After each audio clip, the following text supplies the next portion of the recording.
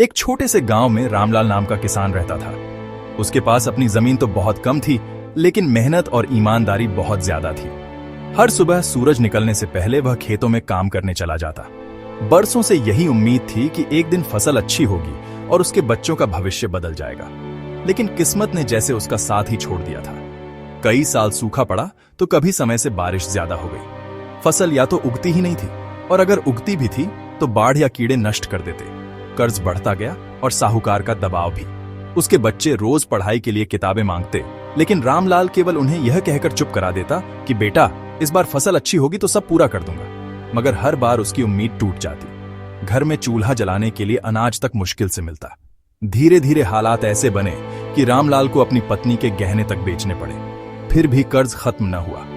गांव के लोग भी ताने मारने लगे कि इतनी मेहनत के बाद भी अगर सुख न मिले तो मेहनत का क्या फायदा। रामलाल भीतर ही भीतर टूट चुका था। उसे सबसे ज्यादा दर्द इस बात का था कि उसके बच्चे भूखे सो जाते थे। एक रात आसमान की तरफ देखकर उसने आंसू भरी आंखों से कहा, हे भगवान, अगर मेरे बच्चों को पेट भर भोजन नहीं मिल सकता तो मेरी सारी मेहनत किस काम की। धीरे धीरे बीमारी और कर्ज ने उसे इतना कमजोर कर दिया कि वह खेत में काम करते करते गिर पड़ा। गांव वालों ने उसे अस्पताल तक पहुंचाने की कोशिश की, लेकिन तब तक बहुत देर हो चुकी थी। रामलाल चला गया। पीछे रह गए उसके छोटे छोटे बच्चे और उसकी विधवा पत्नी। उनकी आंखों में वही सवाल था, क्या गरीब होना ही सबसे बड़ा अपराध है?